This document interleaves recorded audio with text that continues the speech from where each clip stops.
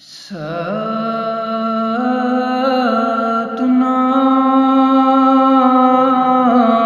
सत कबीर। सतनाम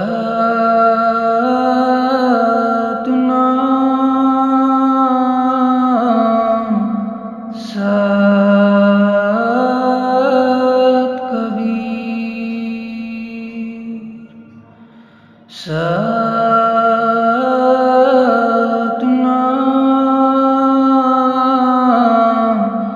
सत कबीर।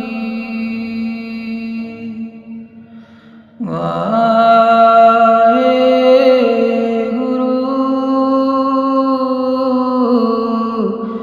वाहेगुरु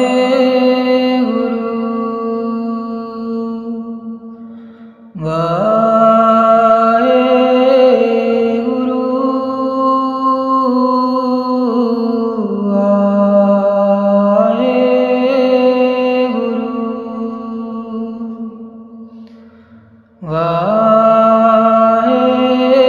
वाहेगुरु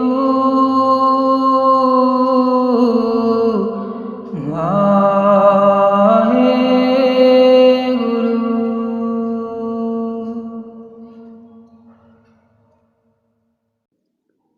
सत्यनाम साहिब बंदगी। साहिब ने आप लोगों के लिए कुछ संदेश भेजा है। तो ये जो वाणी है इसमें क्या कह रहे हैं साहिब कि भगवे सूकर श्वेत स्वान बेसवा जाया प्रेत चंडाल। भगवे मतलब जो भगवा रंग के वस्त्र पहनते हैं, आश्रमों में गुरु बनकर बैठे हैं। सूकर मतलब जैसे सुअर का जो कलर होता है ना, सुअर के रंग के कपड़े होते हैं वो जो पहनते हैं लोग अलग अलग धर्म संप्रदायों में, कथावाचक वगैरह होते हैं जो अलग अलग तरह के कपड़े पहनते हैं। वो श्वेत मतलब सफ़ेद कपड़े जो ये कबीरपंथियों ने बाना बना रखा है।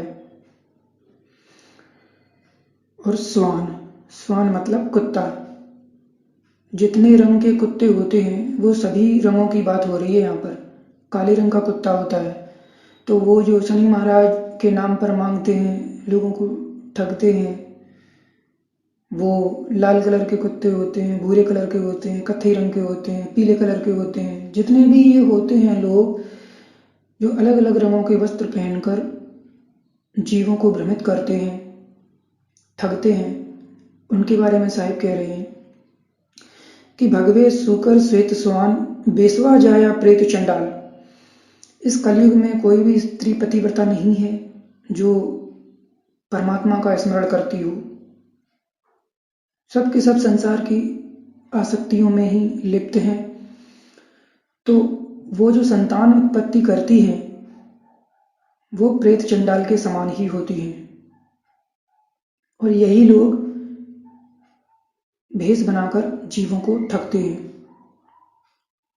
साहिब के कहने का तात्पर्य था कि आज की डेट में कोई भी ऐसा पुत्र पैदा नहीं कर रही है माएं जिसमें संतत हो, जो संत हो। आगे क्या कह रहे हैं कि कबीर प्रकट ना हो से। साहिब कह रहे हैं कि परमात्मा कभी प्रकट नहीं होगा। क्यों? क्योंकि कलयुग बिकयो झूठ दलाल। कलयुग में सब झूठे हैं, सब दलाल हैं जो राम नाम को बेच रहे हैं, राम को बेच रहे हैं पैसों के लालच में, मान सम्मान के लालच में, गुरु पद के लालच में और गद्दी के लालच में। आप विश्वास मानो, जैसे जैसे एजुकेशन का विस्तार हो रहा है, लोग समझदार हो रहे हैं, इन आश्रमों में वही लोग जाएंगे जो अपनी चेतना को नहीं जगाना चाहते हैं। जो लोग थोड़ा सा भी विचार करेंगे और अपनी इच्छा प्रबल करेंगे परमात्मा प्राप्ति की, सत्यता धारण करके और माया की आसक्ति का त्याग करके।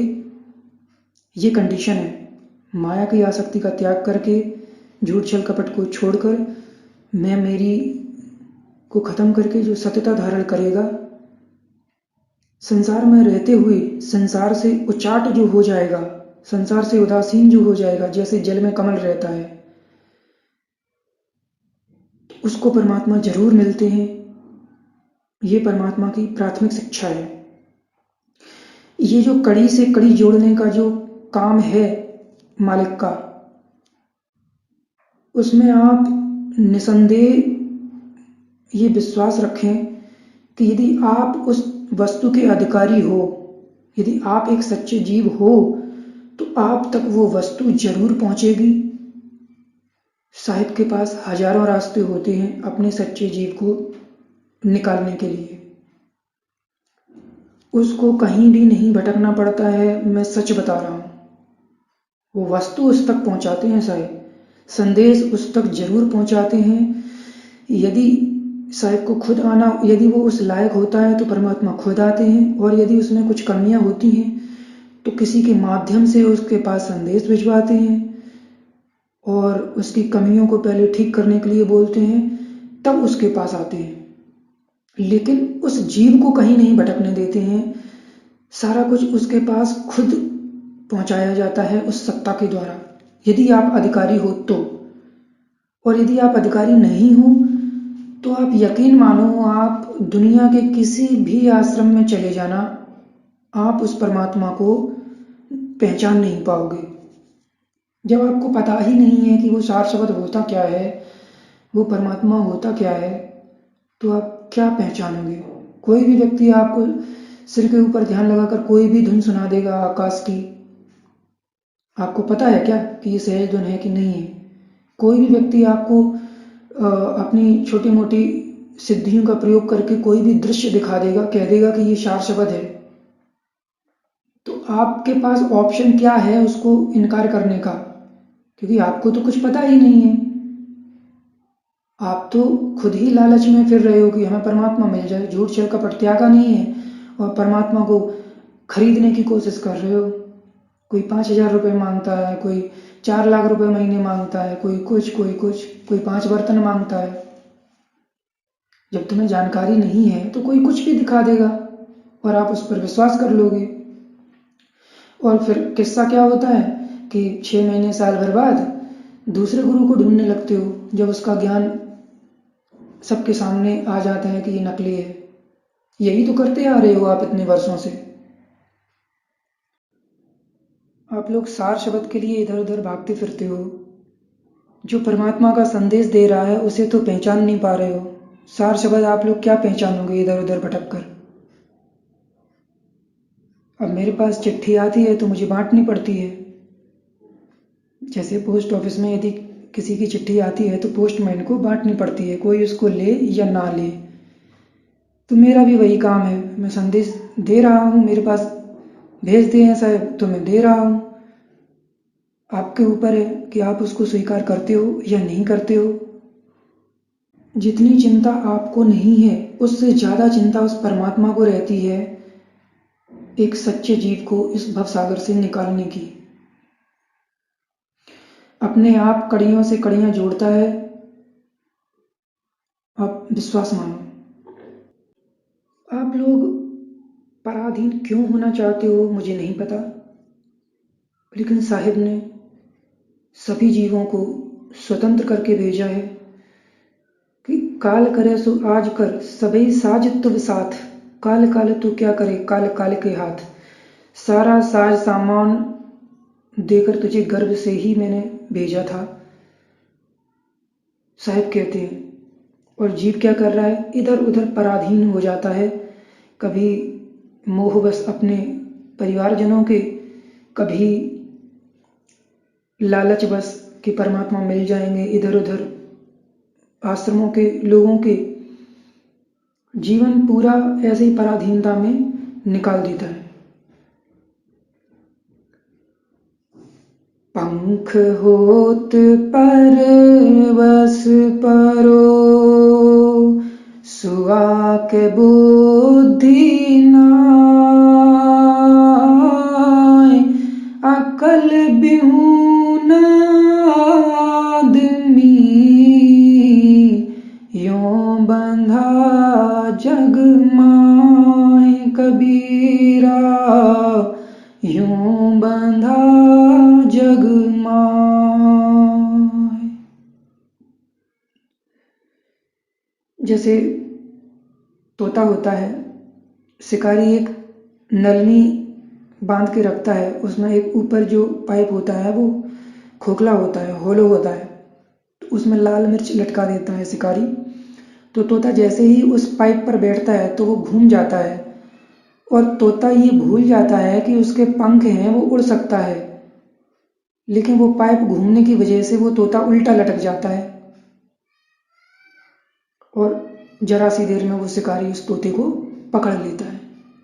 तो वही साहब कह रहे हैं कि पंख हो तो परवश परो, सुआ के बुद्धि नाय। लालच की वजह से उसकी बुद्धि हेरा जाती है। ऐसे ही मनुष्य है, किसी न किसी लालच में एक दूसरे के बंधन में बंधा रहता है। अकल बिहुना आदमी यों बंधा जग माए। जैसे प्रीत कुटुंब की, तैसे गुरु सो होय।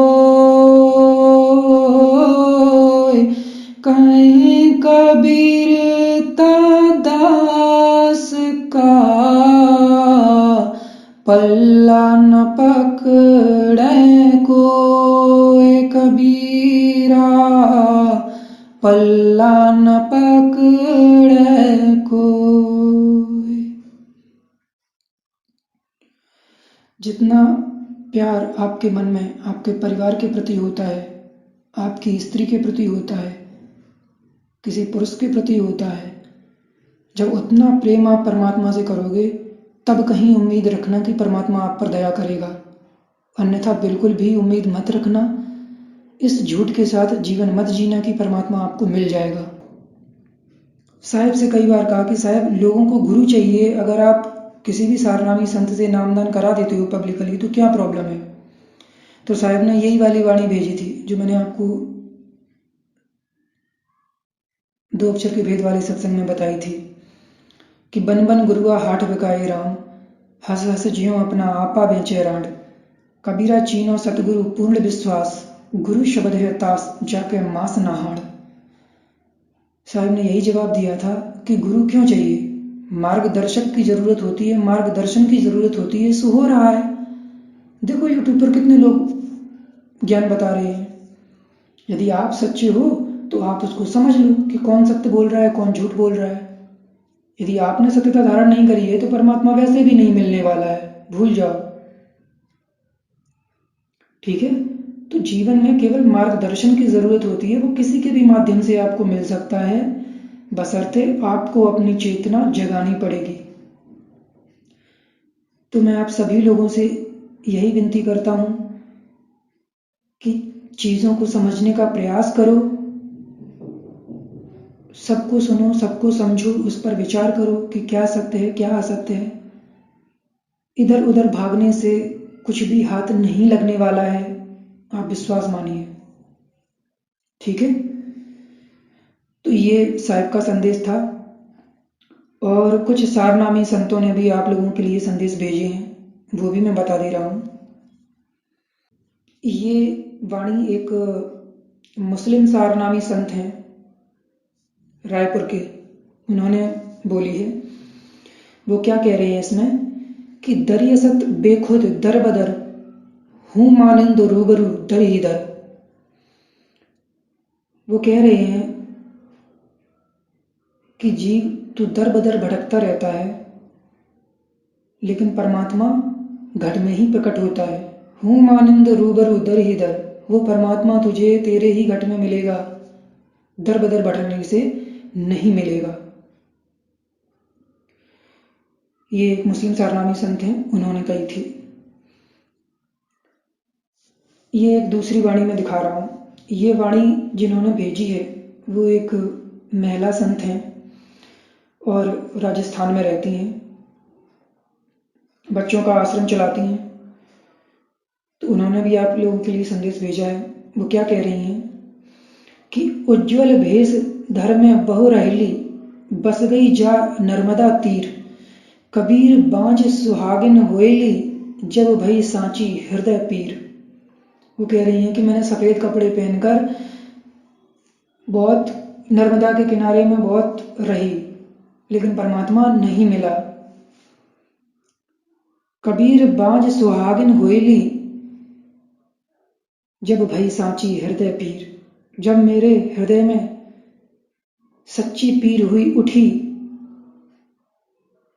तब परमात्मा ने मेरे ऊपर दया करी, तब मैं सुहागिन हुई। और ये जो मैं वाणियां दिखा रहा हूँ, ये बहुत उच्च कोटि की अवस्था के सारनामी संत हैं। इनके नाम मैं नहीं बताऊंगा और आप लोग कमेंट करके पूछना भी मत, क्योंकि मुझे अनुमति नहीं है। आगे क्या है?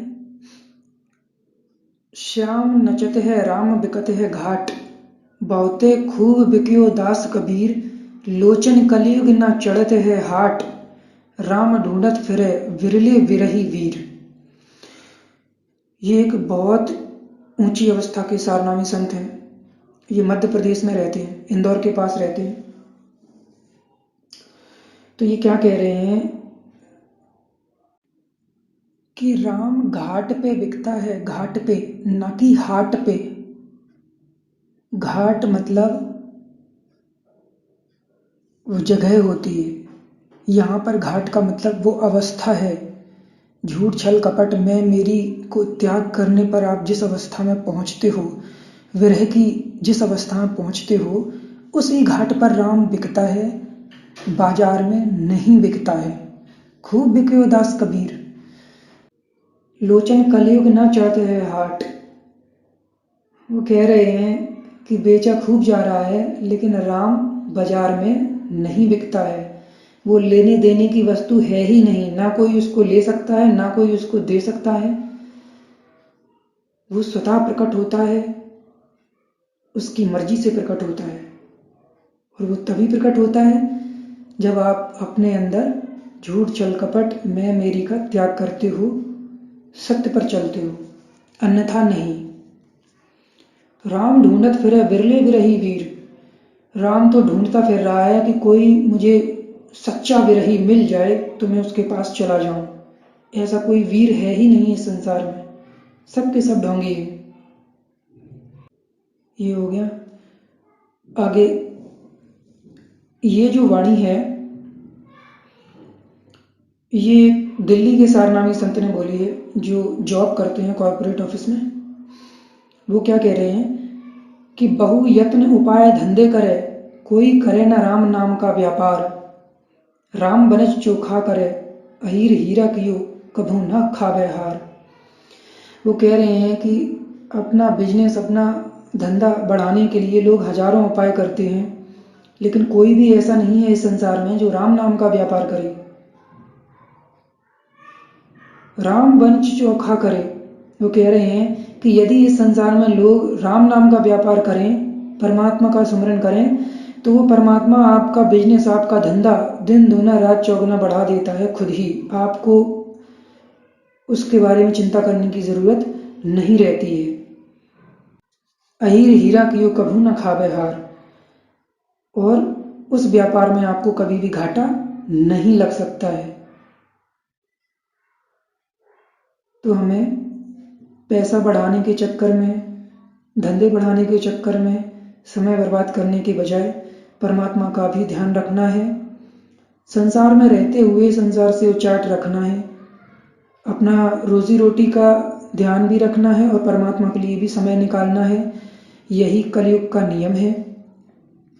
ये जो भविष्यवाणियां दिखा दिखाकर आपको भ्रमित किया जाता है, जैसे एक भविष्यवाणी दिखाई कि उसमें कहा जा रहा है कि भारत में अवतारी होगा, और उस भविष्यवाणी में साफ साफ लिखा है कि छद्म में वो विचरेगा।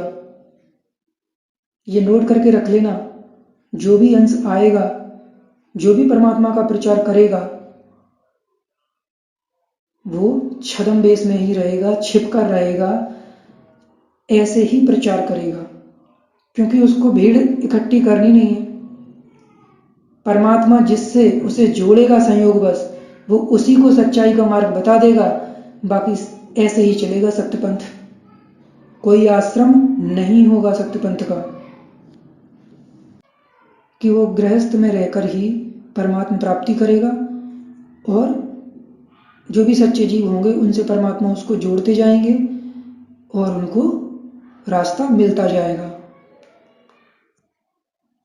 ठीक है, तो ये सभी सारनामी संतों के संदेश थे।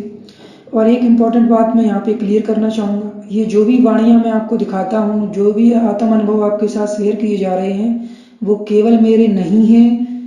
हमें साहब ने जिन सारनामी संतों से जोड़ रखा है उनके सबके मिले जुले अनुभव हैं। मैं कोई महापुरुष नहीं हूँ, मैं केवल अभ्यासरत हूँ। परमात्मा की दया ज़्यादा है जिसकी वजह से मैं ये सब कर पा रहा हूँ। जैसे मैं कोई भी प्रश्न साहिब से करता हूँ, यदि उस प्रश्न का उत्तर देने की अवस्था है मेरी, तब तो साहिब डायरेक्टली मुझे उसका उत्तर दे देते हैं। और यदि उस प्रश्न के उत्तर को लेने की अवस्था मेरी नहीं है, तो साहिब फिर उस प्रश्न का उत्तर मेरे से ऊंची अवस्था के सारनामी संत को पहले अनुभव कराते हैं, दिखाते हैं, उसके बाद उसके माध्यम से मुझ तक पहुंचाते हैं, तब मैं सत्संग बनाकर आपके सामने रखता हूँ। तो मैं आपको जो भी बातें बता रहा हूँ, जो भी आत्म अनुभव शेयर कर रहा हूँ, वो किसी न किसी के द्वारा अनुभव किए हुए हैं, मनगढ़ंत नहीं है। चलिए, सद्गुरुदेव सतपुरुष कबीर साहिब की जय।